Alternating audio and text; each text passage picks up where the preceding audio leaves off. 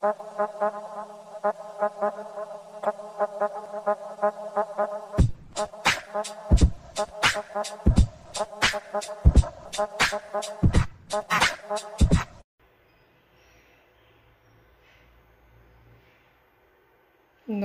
म अजय यादव। आज हामीसँग एलजी को 32 इंच को LN541 मोडल नंबर को टिभी आएको छ। जसमा फल्ट के छ भने यो मेन बोर्डमा यसरी जलेको भेट्यो। हाम्रो पावर सप्लाईले पनि काम गरिरहेको छैन। अब यसमा त फर्स्ट हामी पावर सप्लाई रिपेयर गरेको छौं। यो रिपेयरेबल भयो भने यो मेन बोर्डको ठाउँमा अरु युनिभर्सल बोर्ड हालेर यो टिभीलाई चालु गराउने छौं।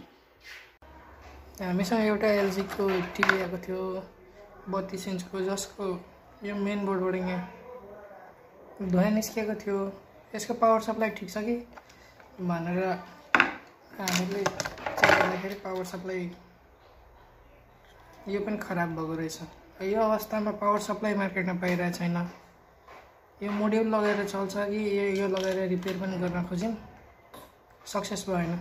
यो अवस्थामा हामी के गरियो एलजी को टिभीलाई चालु गराइन्छौं त भन्दाखेरि मार्केटमा पाउने युनिभर्सल कार्ड हालेर ब्याकलाइट ड्राइभर र पावर सप्लाई एउटै भएको कम्बो पावर सप्लाई युज गरेर यो टिभी आज बनाउँदै छौं।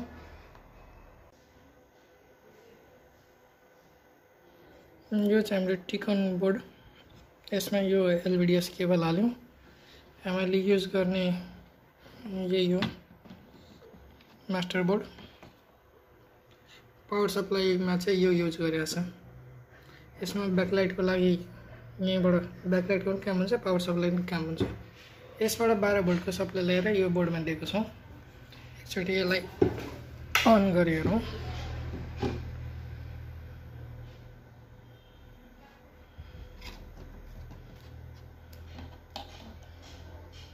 लाइट त आयो,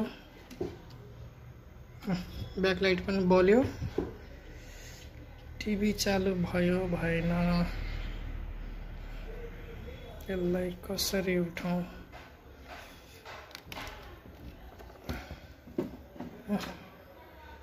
ल्याङ्ग्वेज चाइनामा आइरहेछ।